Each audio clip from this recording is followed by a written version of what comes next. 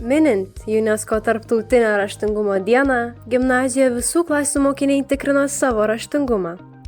Šiandien pakalbinsime raštingiausias visų klasių gimnazistes. Aš esu Goda Diekaitė iš 4 GB klasės. Aš esu Mašviskaitė iš 3 GA klasės. Tai aš Urtė Čepinskaitė iš 2 GB. Ir aš Rusnė Paulauskaitė iš 1 GA. Kaip pavyksta jums padaryti tiek mažai klaidų? Manau, pirmas didelis ačiū yra mano mokytojai Vitai Šventickienei, o šiaip tiesiog stengtis ir kuo daugiau dirbti. Aš tai manau pagrindinis dalykas yra tai, kad aš per kiekvieną pamoką sutelkiu visą dėmesį mokytojo aiškinamai pamokai ir niekam kitam. Kaip jūs tapote tokios raštingos?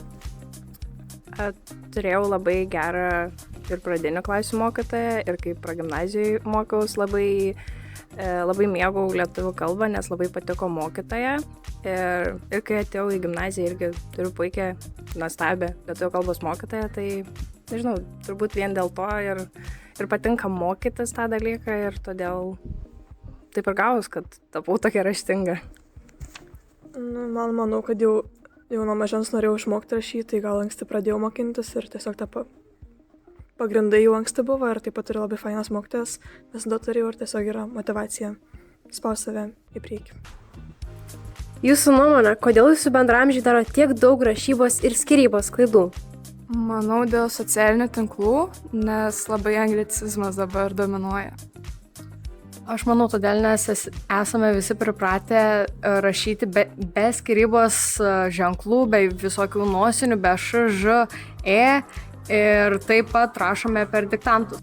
Galbūt dėl to, kad nepatinka pamoka pati, neįdomu, nesiklauso, neįsimena taisyklių ir manau dar prideda tai, kad galbūt nemėgsta skaityti knygų. Aš taip pat manau, kad skaitimas tikrai pagerina rašybą ir skyrybą. Ir, o kodėl taip blogai rašo, tai tiesiog manau, kad nesimoko ir tiek. Ką jums patartumėte, kad klaidų būtų mažiau? Paskaityti gal kažką retkarčiais, nebūtinai ten kažkokius nuobodžius literatūros kūrinius, bet tiesiog straipsnius ar panašiai, tiesiog, nes kai skaitai vis tiek įsimeni kažkiek, kur dedami skyrybos ženklai, ar kaip rašos įsidėmėtinos rašybos žodžiai. Tai taip pat domėtis labiau literatūrą, gal kažkokiais straipsniais ir išmokti taisyklės. Tai klausytis mokytojas ir stengtis namie. Aš patarčiau neberašyti taip netaisyklingai socialiniuose tinkluose. Kaip manote, ar svarbu būti raštingam ir kodėl? Aš manau svarbu, nes kai rašysime egzaminą, vis tiek labai atsižvelgs į mūsų rašybą, ar taisyklingai rašom ir tai duos daug taškų, tai vien dėl to, manau, reikia būti raštingam. Aš manau, kad raštingas žmogus atrodo labiau išsilavinęs nei tas, kuris beraštis. Ir taip pat, aišku, visokiems egzaminams, universitetams rašyba tikrai bus svarbi. Svarbu, kai dėl darbo rašysit.